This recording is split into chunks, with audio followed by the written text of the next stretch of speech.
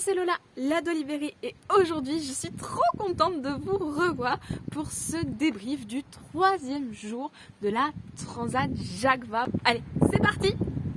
Commençons par les bonnes nouvelles, notamment l'arrivée du duo 100% martiniquais d'Hervé Jean-Marie et de Jean-Yves Aglaé avec leur classe 40 Martinique-Chalian à Lorient. Ils sont arrivés après de gros problèmes au niveau du safran tribord. Vous vous souvenez, ils avaient dû faire une escale et repartir, donc c'était un peu du bricolage pour arriver jusqu'à Lorient. Ils clôturent donc l'arrivée des classes 40 dans le port de Lorient où ils sont tous en sécurité à l'approche de la tempête Kiaran. Ils vont pouvoir maintenant se poser pour pouvoir réparer un petit peu plus correctement leurs problèmes de safran et leurs problèmes à bord du bateau qu'ils ont découvert lors de ce tour de Bretagne. Et pour les aider, c'est le parrain du bateau, Maxime Sorel, qui est venu à leur rencontre.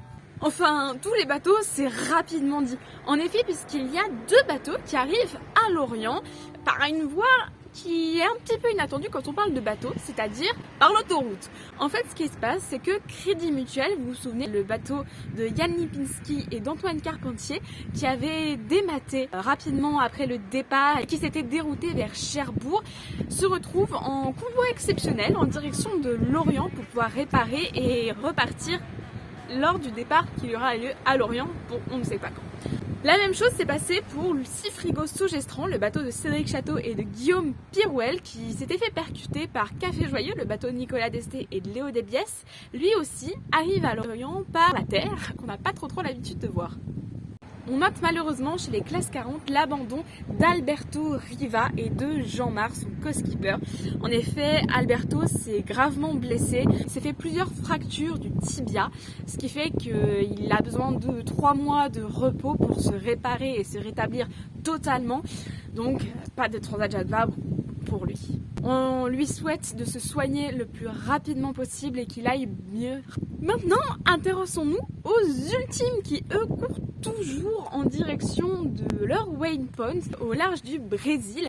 Alors les ultimes, eux, sont rentrés dans la dorsale anticyclonique. En gros, c'est un espace où il n'y a pas beaucoup de vent, voire pas de vent du tout.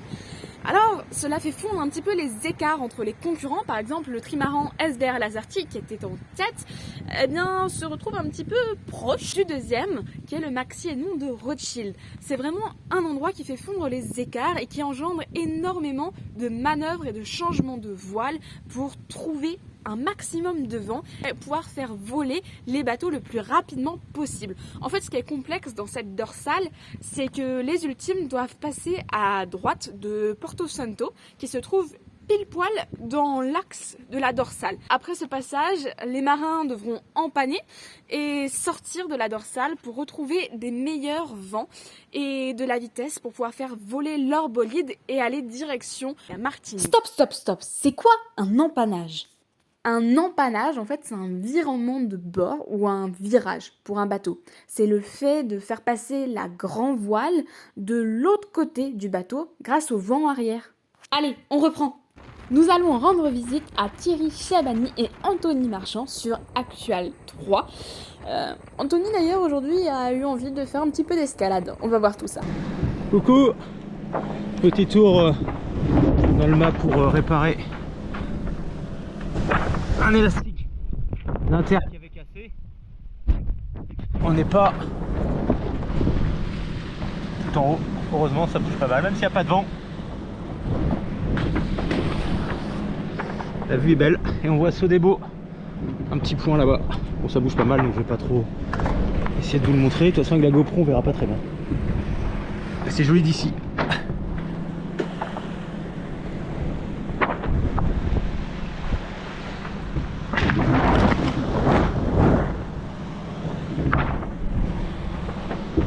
Allez, bye bye. Et vu d'en dessous, ça donne ça.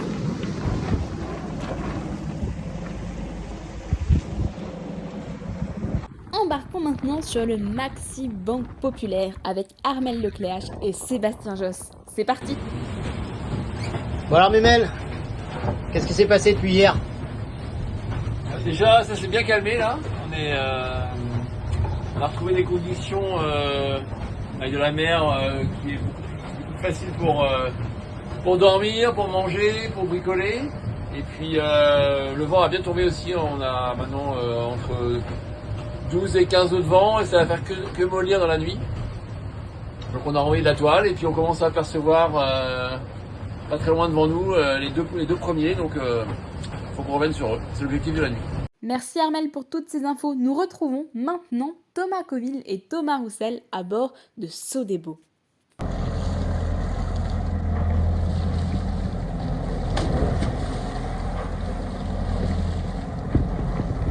Le Rapousse, c'est un peu le témoin des stigmates de ces derniers jours.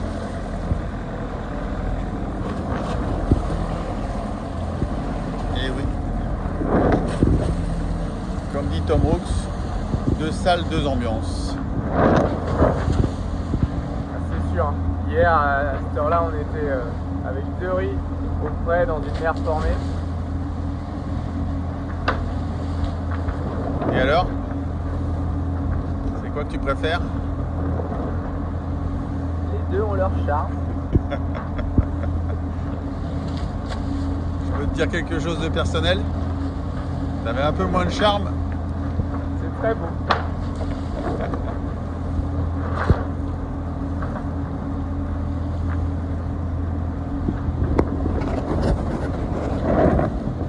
Voilà.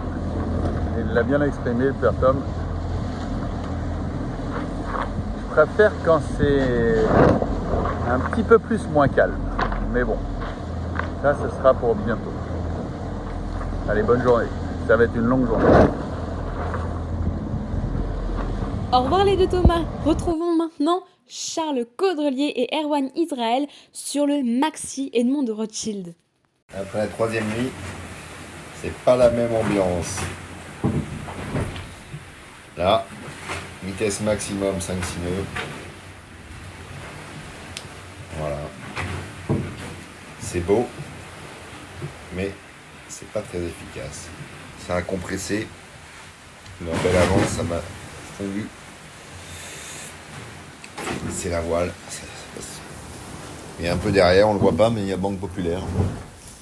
Beaucoup plus à gauche, très loin, Sodebo qui tente un coup, voilà, qui était assez décalé derrière et qui essaie une option différente.